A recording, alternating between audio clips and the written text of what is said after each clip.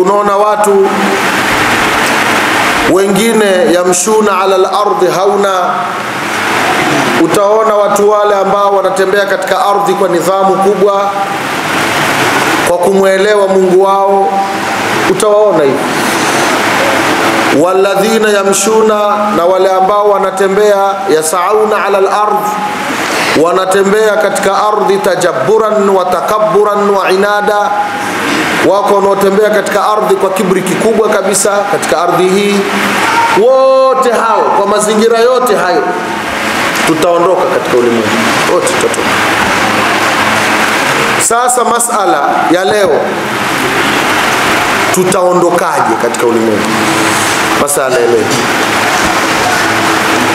kuondoka salama katika ulimwengu huu ni kuondoka kwa kupata shahada. Kuondoka salama kwenye ulimwengu, mtu asikwambie, mimi nakwambieni maneno hayo, nakwambieni bismillah, kwa jina la Allah subhanahu wa ta'ala. Qur'ani ndio inayotueleza hapa. Kuondoka katika ulimwengu wetu huu kuliko salama ni kuondoka kwa kupata shahada. Ashhadu an la ilaha illa Allah wa ashhadu anna Muhammadar Rasulullah. Mwenyezi Mungu atujalie shahada inshallah. Kuondoka katika ulimwengu kuliko na hadhi, kuliko na salama ni kuondoka kwa nini? Kwa kupata nini wazee? Shahada. Sasa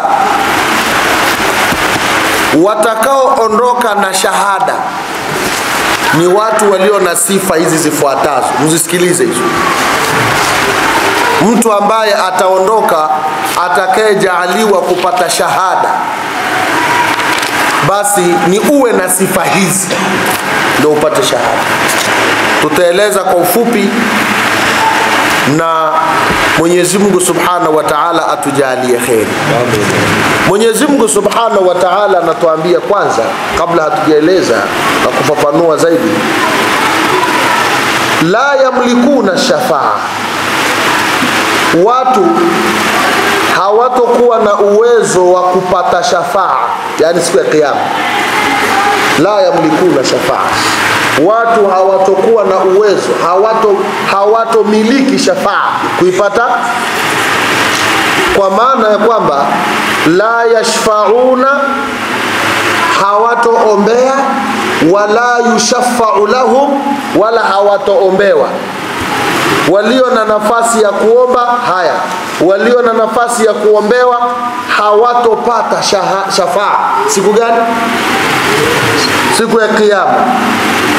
Illa, lakini, unafasiri hivyo, hiyo ila hatusemi isipokuwa. Illa, lakini, watakao pata shafaa, uombezi siku ya kiyama,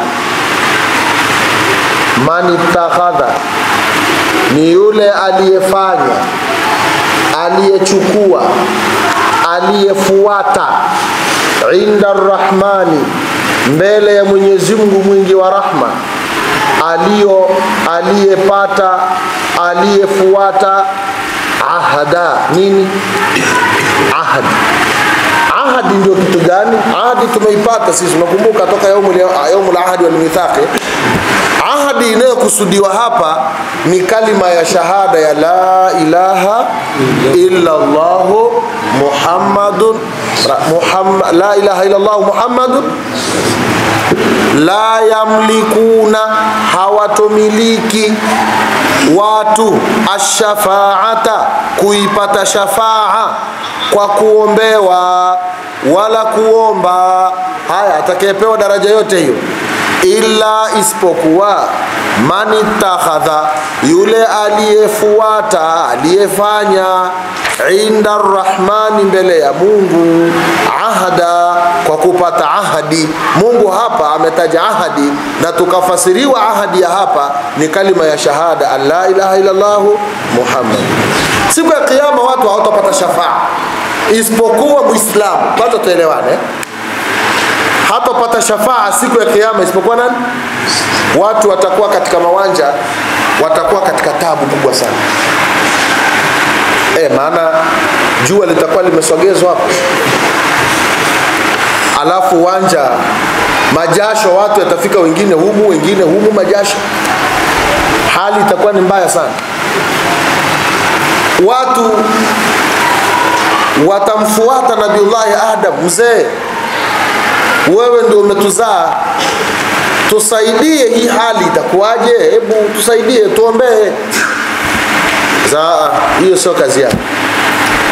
Mimi mwenyewe sielewi, kwa sababu nilikatazwa habari ya mti nikaula, kwa sababu leo hali ni ngumu, sielewi. Watu watakwenda mpaka kwa Nabii Isa. Nabiullah Isa alayhi salam atasema hapana, mimi watu waliniabudu, wengine walisema mimi ni Mungu, wengine mtoto wa Mungu, mimi mwenyewe sielewi. Ndipo watu watakapokwenda kwa Nabii Muhammad sallallahu alaihi wasallam. Wakienda ndipo atakapoomba Mtume sallallahu alaihi wasallam. Sasa uombezi huo hatothibiti kupata, hatoupata mtu isipokuwa yule aliyekufa hali ya kwamba yeye ni nani? Ni Muislamu. Tumeelewana hivi? Yule mtu ambaye yeye alikuwa katika ulimwengu ni mtu wa ashhadu an la ilaha illa Allah wa ashhadu anna Muhammadan rasulullah. Sasa achili ambalo tutamka shahada kama hivi. Sasa yule ambaye atakayekuwa ameondoka katika ulimwengu hali ya kwamba kaitamka shahada, huyu atakuwa katika vipao vya mbele sana, na atakuwa ni katika mtu mkubwa sana siku ya kiyama. Yani hatopata matatizo kuanzia kufa kwake, kuzongozongwa na mambo haya na yale, hatopata matatizo katika kaburi yake, hatopata matatizo katika kufufuliwa kwake, hatopata matatizo katika kiyama. Ile siku ile atapata arshi ya Allah subhanahu wa ta'ala kivuli chake. Siku hiyo hatopata matatizo kupita katika sirata. Siku hiyo hatopata ana passport ya kuingia peponi. Atapita tu mara moja ataingia peponi. Basi wako watakaopita kama barqi, kama umeme, kama kupanda kipando, wengine kwa kutambaa namna hii. Sasa ili uipate shahada na uwe ni katika watu ambao wamepata shahada, kwanza al-a'malu allati tuaddi ila naili shahada inda al-maut, mambo yanayopelekea mtu akapata shahada wakati wa kufa. Kwanza ni yule mtu ambaye katika uhai wake amefanya jitihada kubwa katika kutetea Uislamu, al-jihadu fi sabilillah. Naelewa hiyo? Mtu aliyefanya jitihada kubwa katika Uislamu. Sio lazima kwamba ulichukua upanga kwenda kuna nini, hapana. Wako watu katika ulimwengu huu shekhe wamefanya mambo makubwa sana katika kusaidia Uislamu, sana Sayyidina al-Hasan, ukisoma katika vitabu vya tarikhi, Hasan ibn Ali radhiallahu anhuma, huyu Hasan na Hussein, Hasan huyu siku amefariki, watu walikuta alama katika bega lake, alama nyeusi. Watu wakawa wanaulizana, hivi huyu alama hii ameipata kwa sababu gani? Watu wakaanza kupeleleza, alipigwa, alianguka kwenye mnyama, au alikuwa na shida gani? Akapatikana mtu mmoja aliyekuwa anajua siri yake na alimtunzia siri. Patikana mtu mmoja, bwana mmoja akasema, huyu alikuwa na tabia ya kubeba mizigo usiku kuwapelekea wasiojiweza, na alikuwa hataki mtu yoyote afahamu. Ikifika usiku watu wamelala, yeye anachukua mizigo, anabeba mwenyewe, anabeba kwenda kusaidia hiyo. Na akiwasaidia wale watu anawaambia, sitaki nije nisikie. Madhali nimekupa, nikija nikisikia sikuletei. Siku amefariki ndio watu wanagundua, Kumbe hali mtu wa aina hiyo na mtu wa namna hiyo, huyu anastahiki shahada, na ni katika waliotamka ashhadu an la ilaha illallah wa ashhadu anna muhammadur rasulullah, kusaidia Uislamu, kusaidia majukumu ya dini. Hao ni watu waliofanya jitihada hizo. Wallahi kuna baadhi ya watu Mungu amewajalia kwa kiwango kikubwa sana. Nabii Ibrahim alayhi salam, huyu alikuwa akipata chakula siku hiyo, chakula Nabii Ibrahim anapata chakula siku hiyo, hawezi kula, anaweza akatembea mwendo mrefu sana, alimradi amuone tu mtu hata anapita kwa mbali aweze kukaa naye ale naye kwa mbali. Hawa ni watu wa kheri. Tumuomba Mwenyezi Mungu atujalie tuwe watu wa kheri, tuwe watu wa kumpenda Mwenyezi Mungu na Nabii Muhammad sallallahu alaihi wasallam. Huwezi kupata shahada hii shahada, usione mchezo hii. Ni mpaka kwanza katika masharti yake uwe katika watu ambao wanaopigania Uislamu, watu wanaopigania dini ya Allah, ndio upate Uislamu, ndio upate shahada. Pili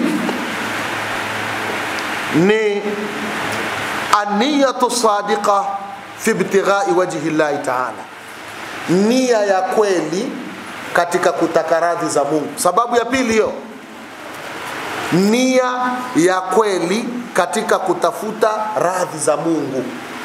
Ukiwa na nia tu ya kweli. Jamaa moja kama tunavyosoma kwenye hadithi, alikuwa malaya, nguni, tu ovyo. Hadithi sahihi. Anapita njiani, amekunywa maji, kiu kimemshika, anatoka, anamkuta mbwa anazunguka nini? Kisima. Anakuta mbwa anazunguka kisima. Yule mbwa anarambaramba yale ubichibichi wa mchanga ambao yule bwana alikuwa akimwaga yale maji, sio? Anarambaramba. Manake yule mbwa anatafuta kitu cha kupoza koo. Yule bwana akafanya udhalili kwa ajili ya kiumbe cha Mungu. Udhalili wa kwanza ni kutokuendelea na safari yake. Udhalili wa pili ni kuvua kiatu chake anachokanyagia, kiatu cha kufinika, akaenda akachota yale maji kutoka kwenye kisima. Udhalili wa tatu, wakati wa kupanda kisima hakuweza kushika huku na huku, ameshika kiatu, huku anapanda, akakishika akakiweka kiatu mdomoni. Yule bwana akashikilia kiatu kwa mdomo, kiatu kinachokanyaga chini akashikilia kwa mdomo, na hali ya kwamba pale kuna maji, alafu akawa anapanda kile kisima. Kisha alipofika juu, udhalili wa nne, anamuita yule mbwa kwa unyenyekevu. Anafika yule mbwa, anampa kile kiatu, yule mbwa anakunywa yale maji. Mtu yule tayari akapewa radhi za Mwenyezi Mungu na akawa ni katika waliofaulu, kwa sababu ya ile nia yake ya kweli ya kuhurumia viumbe vya Mwenyezi Mungu Subhanahu wa Ta'ala. Akataka radhi za Mwenyezi Mungu kwa vizuri, akataka radhi za Mwenyezi Mungu, anafanya peke yake. Sio anafanya kuna watu wanamuona, anafanya peke yake kuhurumia kiumbe kile. Kama hivyo ukapita barabarani, ukakuta machupa.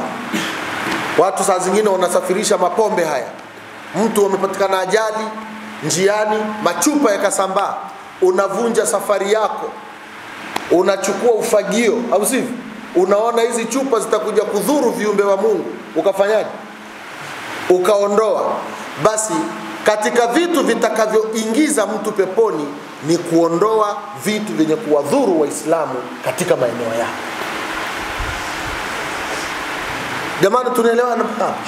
Kutaka radhi za Mwenyezi Mungu kwa dhati ni katika vitu vinavyopelekea mtu kupata shahada.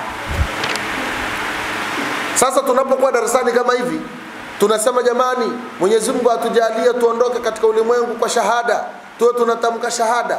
Yuko mtu inshallah si mchezo.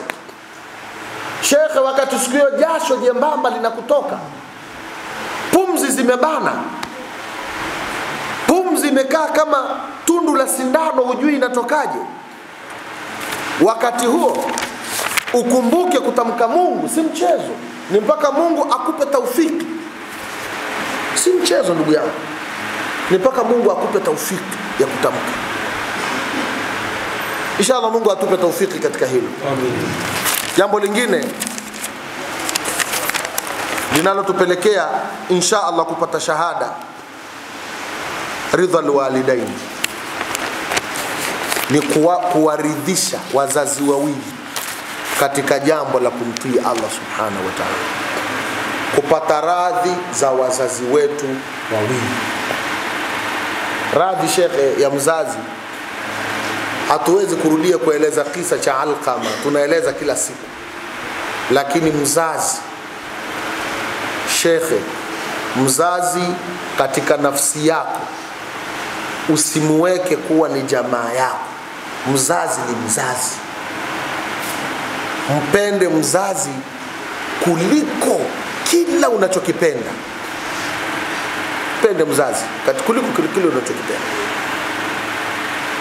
Maswahaba kwa mfano, tukimchukulia, acha maswahaba, tukimchukulia bwana mmoja anaitwa Uwaisul Qarani qaddasallahu sirrahul aziz. Huyu ni katika tabi'i, yeye amesoma kwa maswahaba lakini hakumuona Nabii Muhammad.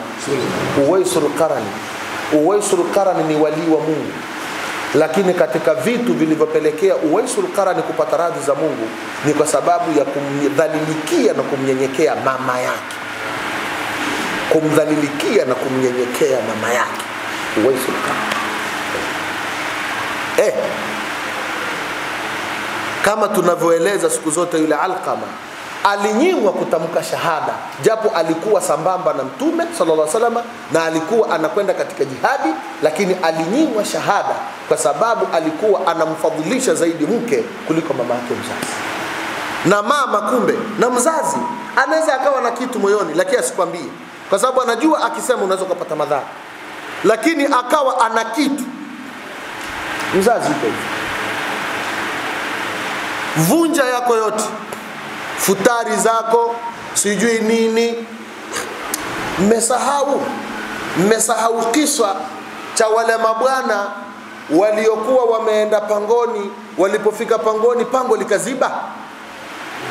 Kuna mabwana walikwenda katika safari yao, walipofika pangoni, pango likawafunika, likatoka jiwe lilikotoka huko likaja likafunika mlango wa pango. Ikawa kila mmoja anatawassal, au sivyo, kwa mema aliyoyafanya. Mmoja katika aliyenusuru janga watu wakatoka ni yule aliyesema, ya Rabbi, nilikuwa na wazazi wangu, nilikuwa mimi silali sinywi mpaka nihakikisha wazazi wangu wamefanya nini, wamekula, wamekunywa, mpaka nihakikisha hilo. Aliposema namna hiyo, kwa maneno yaliyo katika hadithi kule, lile jiwe likafanyaje? Likasogea. Watu ilikuwa wafie pangoni, wakatoka katika nini? Wakatoka katika pango. Kwa hiyo unaona kitu cha mchezo sana hivi. Idi hii inayokuja inshallah Mwenyezi Mungu atufikishe salama. Usivae, usifanye cha kufanya, hakikisha mzazi nao umempendezesha. Hakikisha mvishe mzazi. Kama ni wa kiume, mpelekee kanzu, au sivyo, mpelekee mchele hata kama ni kilo 2, au sivyo, mpelekee. Hakikisha bwana, vipi huko nyumbani? Salama. Vipi Idi imekaaje? Huku mwanangu Idi ipo. Wengine hawapendi kuomba wazazi, huku mwanangu Idi ipo. Ndio kama hivyo, jua. Waambie sasa, hapo kuna bwana mmoja ataleta kiasi fulani, na kuna inshallah kuna vitambaa kidogo nimeleta kiasi fulani, basi inshallah. Mzazi wako akiwa radhi na wewe, ndio unapofungukiwa maisha yako. daraja zitapanda, riziki zitaongezeka, Mungu atakuhifadhi na matatizo mbalimbali, Mungu atakupa haya na yale. Na siku ya kuondoka katika ulimwengu huu ulimwengu unaoonekana picha yake kama nzuri kumbe ni mbaya, huu ulimwengu, siku pumzi zinaondoka, basi utajikuta mwenyewe ukitamka ashhadu an la ilaha illa Allah wa ashhadu anna Muhammadan rasulullah. Allahumma ja'alna minhum. Ndio Mwenyezi Mungu atuambia hapo, la yamlikuna shafaa. Hawa la yamlikuna shafaa, watu hawawezi kumiliki sikio kupata shafaa illa man ittakhadha inda arrahmani ahda, isipokuwa yule aliyefanya mbele za Mwenyezi Mungu ahad. Naelewa kwa maana aliyetamka shahada. Mwisho, kinachosaidia kupata shahada ni almusahama fi tanmiyatil mujtama'i. Almusahama, kuchangia katika maendeleo ya jamii inayokuzunguka bila kujali dini, sio? Bila kujali dini. Saidia. Yaani kama una pesa namna hii, kama walivyokuwa kufanya watu waheri waliopita kule, basi huli mpaka uhakikisha majirani zako vipi, au si? Na wako majirani wana hali ngumu. Sisi watu wa kileo, ndugu zangu, tunakula futari nyingi, tunamwaga katika majalala. Watoto wa majirani zetu wasiojiweza ndio wanaenda majalalani kuchukua kile kilichomwaga majalalani. Tutabarikiwa vipi katika hali kama? Ndio maisha tulionayo sasa hivi. Tunakula, tunamwaga majalalani. Watoto wa maskini ndio wanaokwenda katika majalala. Watoto wale wa maskini, Mungu alivyo, wanakuja baada yake kuwa ndio wakubwa kwetu, kwa sababu mtoto ni wa maskini, anakuja kupambana katika maisha, anakuwa ni tajiri. Wako wengi wamezaliwa na maskini, lakini sasa hivi wana nafasi kubwa. Anakuja kuwa ni tajiri, akisha kuwa ni tajiri, ana kumbukumbu ulivyokuwa unanyanyasa. Ana kumbukumbu yule. Uadui unaendelea kizazi na kizazi na kizazi. Nafasi pekee ya sisi kupata shahada, tukawa tuko vizuri, achilia mbali kuwa na ikhlas na kumcha Mwenyezi Mungu na kufanya ibada kama tulivyotaja katika darasa zilizopita, lakini ni almusahama, kuwa na mchango fi tanmiyatil mujtama'i, katika kusaidia jamii inayotuzunguka. Ukikutana na mtu alikuwa Nabii Muhammad sallallahu alaihi wasallam kipindi cha mwezi wa Ramadhani kama huu, karihil mursala, ni kama upepo wenye kupeperusha vitu. Mtume alikuwa na vitu alikuwa akitoa. Sheikh Abdullah Saleh Faris rahmatullah alayhi ni babu yangu mimi kielimu, kwa sababu mwalimu wangu Sheikh Ahmad Zuberi rahmatullah alayhi ni mwanafunzi wake kielimu. Mimi Sheikh Abdullah ni babu, na moja katika khati ya Sheikh Abdullah Saleh Faris aliyoiandika katika kanuni ya nahwu na sarfa, kwa hati yake ninayo hapa ndani, nikiwa nimepewa na Sheikh Ahmad Zuberi Ahmad rahmatullah alayhi. Aliniita akaniambia, wewe inaonekana unataka kujua sarfa na nahwu wewe. Nikamwambia naam. Sasa kuna utaratibu mzuri aliouandika Sheikh Abdullah Saleh Faris kwa hati yake, sio kuchapisha, kwa hati yake. Na yeye shekhe wetu alipewa na shekhe wake Sheikh Ahmad Zuberi Ahmad rahmatullah alayhi, alipewa na shekhe wake Sheikh Abdullah Saleh Faris, akapewa na yeye hivyo alivyoandika, akapewa na mimi akanipa hivyo ilivyo, ninayo hapa ndani, kwamba watu wao wanasoma hizo, kama ni nahwu hivyo, kama ni hizo sarfu, na kama ni hizo afali zinakaa hivi, zinakuwa hivi, kwa hati yake shekhe mwenyewe. Sasa alikuwa Sheikh Abdullah Saleh Faris akitueleza sisi, Sheikh Ahmad Zubair Ahmad rahmatullah alayhi alikuwa ni kadhi wa Zanzibar, na baada yake akawa kadhi wa Kenya. Alikuwa kadhi wa Zanzibar mwaka 60 kama sikosei, akaja akawa ni kadhi wa Kenya takriban kwenye miaka ya 67 hivi, akaja akawa kadhi wa Kenya. Alikuwa akienda kupokea mshahara wake, labda ni mtu awahi achukue zile pesa zake, labda awahi amshikie, lakini akimpa yeye, akiweka kwenye mifuko ya kanzu, mpaka akifika nyumbani hana kitu. Yani akifika nyumbani akikutana na mtu ana hali ngumu kidogo, mpaka anafika nyumbani hata akiulizwa bwana ni vipi asema nilikuwa sijui nazo hapa, kasahau hata akatoa vipi. Hao ndio watu kheri. Na mnaweza kufanya namna hiyo. Lakini sisi sasa hivi haya macho yana vidole vina macho hivi. Sisi sasa hivi mtu akiingiza hivi anajua hii 1000. Hii 2000. Au sivyo bwana? Mfukoni hivi vidole vina macho hivi, usione.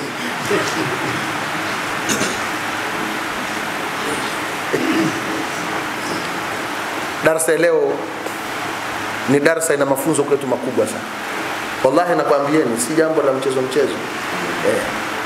Na hakuna kitu kizuri kama kupendwa na Mungu. Mungu akisha kupenda wewe tena nini tena? Wewe tena nini tena bwana? Mungu akisha kupenda bwana. Alafu Mungu anakupenda kupitia hao viumbe. Sasa wewe viumbe hivi ukae na viumbe vizuri, ukae na majirani vizuri, ukae na nani vizuri, ukae na nini vizuri. Vipi itakuwaje shekhe? Mwenyezi Mungu atujalie kheri. Makafiri ni watu wa ajabu sana. Ati kwa dharau kubwa wakalu eti walisema ittakhadha ar-rahmanu walada. Eti Mungu amejifanyia mtoto. Mungu ana mtoto. Mayahudi na Manaswara pia wamesema. Mayahudi wakasema Uzairu ni ibnullah na Manaswara wanasema Isa ni ibnu. Mungu amechukia katika hilo sana. Wakasema hao makafiri hao maamini innal ladhina kafaru min ahli alkitabi sindivyo wal mushrikina, Mungu kasema fi nari. Wakasema ittakhadha ar-rahman walada, Mungu amejifanyia mwana. Na hili ni jambo la tahadhari kubwa sana. Hata katika salamu, mnapokuwa katika salamu zenu, katika vyama huko, katika mikusanyiko huko, wewe kama unatoa salamu toa tu assalamu alaikum wa rahmatullahi wa barakatuh au assalamu alaikum. Bas. Haya ni mafunzo ya Kiislamu tunapeana. Assalamu alaikum au jamani, habari zenu za jioni, habari zenu za asubuhi, tumekutana hapa kwa sababu ya mambo yetu na nini. Lakini Muislamu anatamka assalamu alaikum, baada yake Bwana Yesu nini au sivyo asifiwe kabisa au sivyo, basi anatamka namna hiyo.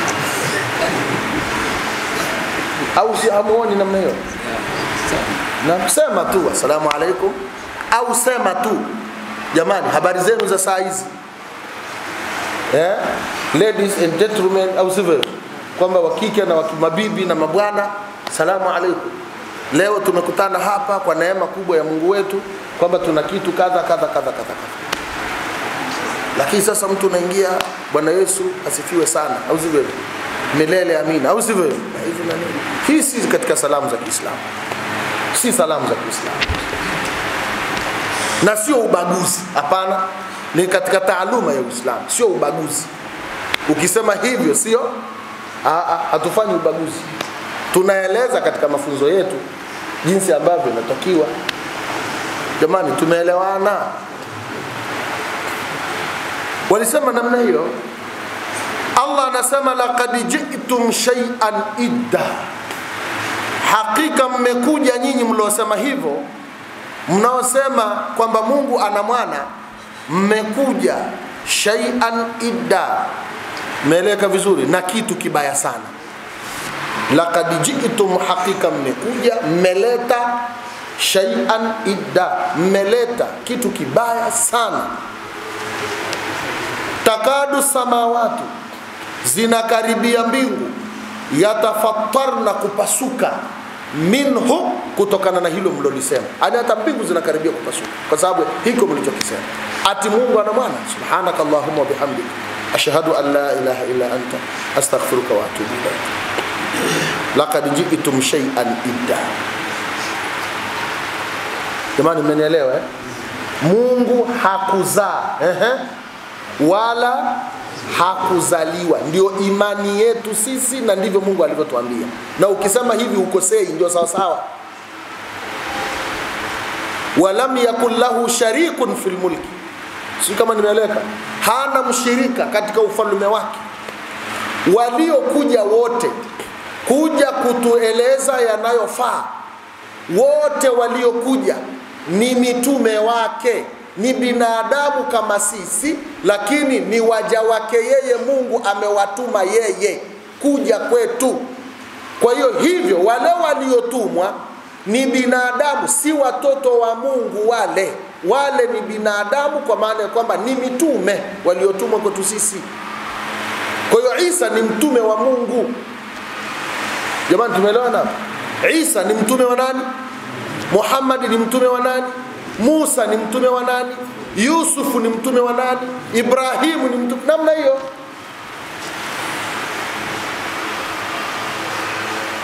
Jamani, tumeelewana hiyo? Namna hiyo. Kwa hiyo mitume 25 wale waliokuja wale, na katika anbiya 100,000 sio na nini wale, hawa ni kwa mapenzi yake yeye Mungu mwenyewe alipokusudia kwamba hawa ni wapeleke. Hii ni ilmu yake yeye Mungu, kwa sababu sio ilmu, hakuna kumuingilia Mungu kwamba katika uteuzi wake aliofanya.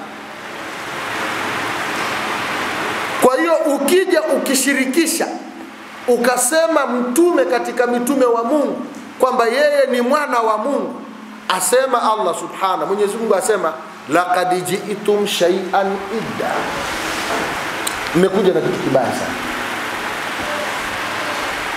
Sura Maryam mmekuja na kitu cha ovyo kabisa kisichofaa. Ani jambo ambalo la karibia hata kupasua mbingu. Takadu samawatu, za karibia mbingu na vilivyomo humo ndani yatafatar na kupasuka. Minhu, kwa sababu ya hilo. Watanshaqu al-ardh, na kupasuka ardhi. Watakhiru al-jibalu, na kuporomoka milima. Hadda, hali ya kuporomoka kabisa. Hadda, na hali ya kufanya poromoka kabisa. Ni Mungu mwenyewe tu. Sasa basi anayesema hivyo ni Mungu, na ni Qur'ani yetu ndio inasema hivyo. Sasa ni mtu mwenyewe akipata taufiki ya Mungu. Haya, usipopata taufiki ya Mungu ndio hivyo tena. Taufiki ni ile wezesho la akili safi ya kupembua mambo. Hebu kaa peke yako, pembua mambo, lipembue ili mnaloambiwa hivi kweli, namna hiyo.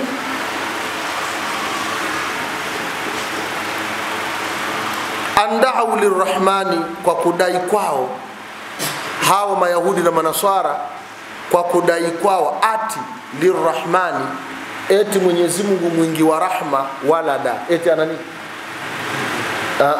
Hapana. Hapa kinachoendelea kusisitizwa ni shahada. Jamani, mmeelewa?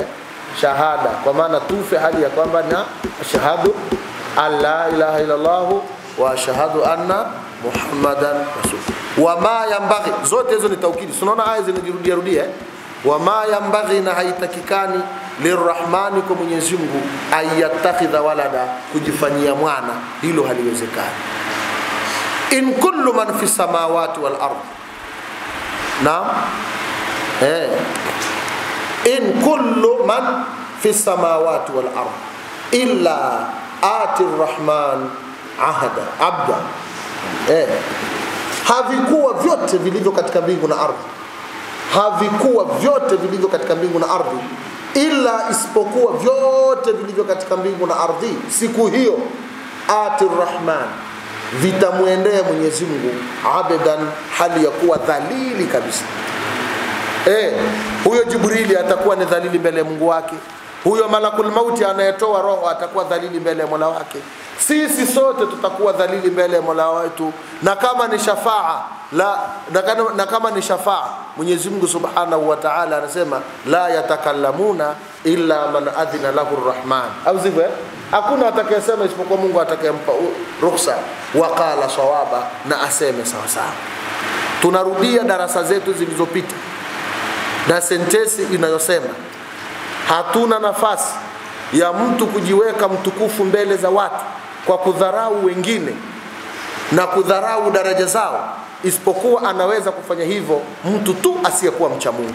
Lakini mtu mcha Mungu, anayemjua Mungu, ana hofu mpaka na wenzake, kwa sababu anajua mwenzake anaweza akawa bora kuliko yeye. Kwa maana hiyo atamnyenyekea. Akimnyenyekea yule, naye atamnyenyekea huyu, watanyenyekeana. Anatuambia Mwenyezi Mungu Subhanahu, Nabii Muhammad sallallahu alaihi wasallam, itapatikana tawadhu, au man tawadha rafa'ahu Allah. au tawadhu, nyenyekeaneni, au sivyo? Ikipatikana kunyenyekeana, basi Mwenyezi Mungu atatunyanyua daraja zetu. Maalim kishi huko, haiwezekani. Ondoa katika fikra zako maneno haya, na kuambieni mimi, hali ya kwamba anayenitamkisha ni Mungu wangu, na kuambieni, ondoa katika nafsi yako kwamba wewe ni bora kuliko mwingine. Chukulia kuna mwingine bora kuliko wewe. Ukichukua kanuni hiyo ndio utaishi na watu vizuri. Lakini ukichukulia kanuni ya kwamba wewe ni bora kuliko mwingine, utakuwa na kibri. Utafanya kibri mbele za wenzako. Si watu walikuwa na dharau kina Uwaisul Qarani hao. Kina Uwaisul Qarani wamedharauliwa sana. Uwaisul Qarani nikisoma katika tarehe, Imamu unani huyu mzee wetu Sheikh Abdul Qadir Jailani qaddasallahu sirrahul aziz ameandika vitabu vingi sana, takriban 100 vinafika, lakini vilivyotangaa sana ni kama vitabu 6-7. Vingine vikawa bado vipo katika mswada, kwa maana vingine aliandika havijachapishwa, na alikuwa ni shekhe. Yako mambo mengi ameyataja katika vitabu vyake kuhusu watu wanavyokuwa na dharau, watu walivyoibeba dunia. Watu unatakiwa kuwa, mtu unatakiwa kuwa kabisa namna hiyo. Ukimwona mwenzako, salamu alaykum, assalamu alaykum wa rahmatullahi wa barakatuh, wa alaykum assalam wa rahmatullahi wa barakatuh. Kule kukunjua uso tu kwa mwenzako ni sadaka, sio? Hali yako bwana, haya mmeamkaje? Habari za huko? Wazima? Amani itapatikana, mambo itapatikana.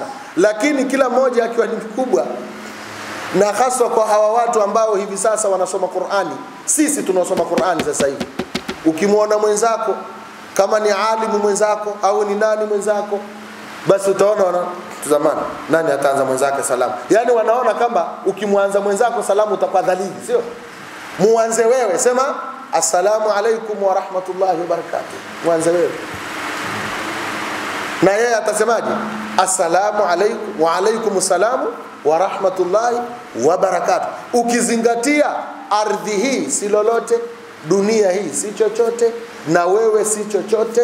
Mshipa unaweza ukakushika muda wowote na ukawa ni inna lillahi wa inna ilaihi rajiun, si chochote. Sasa tunatoa wito kwa wale wanaodharau watu wanaofanya ibada mwezi wa Ramadhani, watu wanaokuja msikitini mwezi wa Ramadhani kufanya ibada. Tunachotakiwa sisi ni kuwanasihi waendelee kufanya nini? Ibada. Lakini kingine ni kuwaombea Mungu waendelee kufanya nini?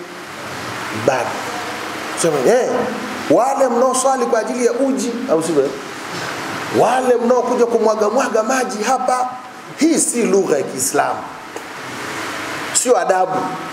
Maana yake ni kwamba wewe unajiona wewe ni bora sana kuliko yule, sio? Ndio maana yake.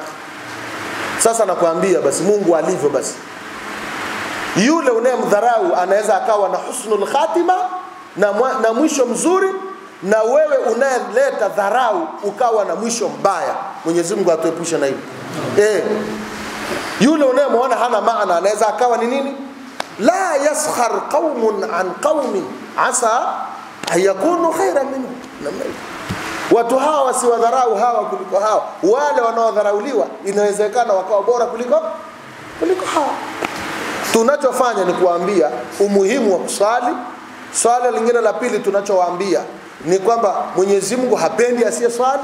Swala lingine tunaombeana Mungu, sisi tuliokuwa tunaswali tuendelee, na wale ambao wamekuja ni wageni kwenye Ramadhani kusali, na wafanye nini? Na waendelee na ibada. Dua saa zingine makubuli, na watu wanaendelea na ibada mpaka wanakutwa na mauti. Wengine walichukuliwa na Ramadhani zilizopita ndio moja kwa moja mpaka leo. Hikma ya da'wa inataka hikma, au sivyo? Kueleza watu namna hiyo. Sasa laqad ahsahum, manake in kullu, ile in bi maana ma, kwa maana ya nafi. hakikuwa kila kilicho katika mbingu na ardhi siku hiyo illa ati rahman, isipokuwa kitamwendea Mwenyezi Mungu abda, kwa maana dhalila, kitamwendea Mungu kabisa kikiwa dhalila. Kila unachokiona wewe kina nguvu, siku hiyo kimbele ya Mwenyezi Mungu kitaenda kikiwa ni dhalila. Laqad ahsahum wa addahum adda, hakika Mungu amewadhibiti, wa addahum adda, lakini pia amewahisabu wao kuwahisabu, kwa maana kuwajua idadi yao, namna zao na kila kitu.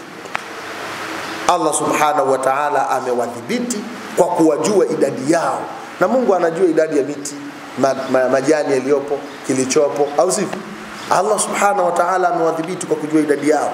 Wa'addahum adda, maanake fala yakhfa alayhi, hakuna kinachofichikana kwake Mwenyezi Mungu subhanahu wa ta'ala, mablagha jami'ihim, kwa idadi, maanake kwa ukomo wa wote Mwenyezi Mungu subhanahu wa ta'ala. Wa'addahum adda, kwa maana ya kwamba amewahisabu wao, kuwahisabu kwa idadi yao maalumu, kwa namna yao maalumu ambayo Mwenyezi Mungu amewahisabu. Na Mungu anatujua, anajua hapa inshallah Ramadhani ijayo nitavuna kiasi changu hapa. Mungu anajua hivi. Ramadhani ijayo hapa nitavuna kiasi. Mwaka jana wakati tunafanya tafsiri na mwaka juzi pia hapa, kulikuwa na watu tumekaa nao wazima kabisa. Kuna watu walikuwa wamekaa hivi wazima kabisa, wazuri kabisa, watu wana afya, pesa wanayo, afya wanayo, nini wanayo. Sasa hivi hamna. Sasa hivi hapa wamekufa, wameacha pesa, wameacha wake, wameacha nini. Jamaa zetu wa karibu kabisa, haina haja hata kuhesabu kwa majina, tunajuana. Mungu amevuna kiasi chake. Sasa sisi tuliobaki hatujui nani atavunwa katika sisi, hatujui. Ramadhani ijayo tena 10 kama la leo, ani mpaka ufike 10 kama la leo la mwaka kesho. Hiyo ni mipango ya Mungu, hakuna anayejua hapa.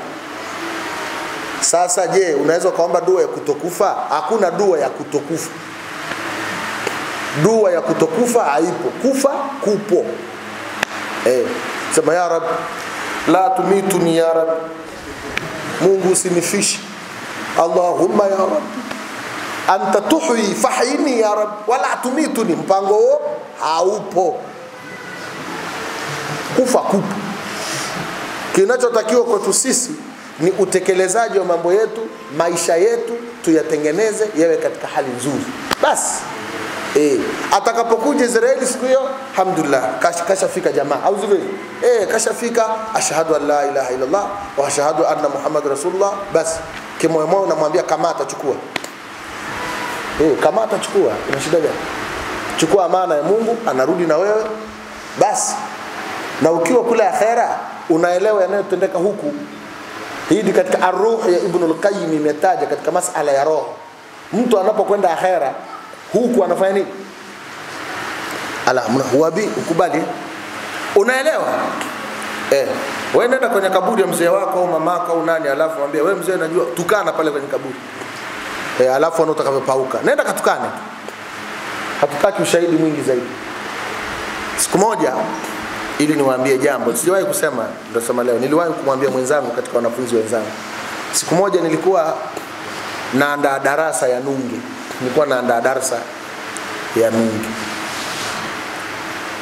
Na kawaida yangu mimi huwa namaliza kuandaa saa 9, ili nipate muda wa dakika kama nusu saa kupitia na kuhariri. Je, kile nilichokiandaa kiko sawa au vipi? Kwa sababu unapofikisha jambo mbele za watu ni sharti ulifikishe likiwa sahihi. Mimi kuchukua makaratasi, nimeandika, yakawa mambo fulani. Mwaka jana ilikuwa hiyo, tulikuwa tunafasiri suratul Nur mwaka jana. Basi nikapata tabu kubwa sana. Mimi nikajilaza saa 9.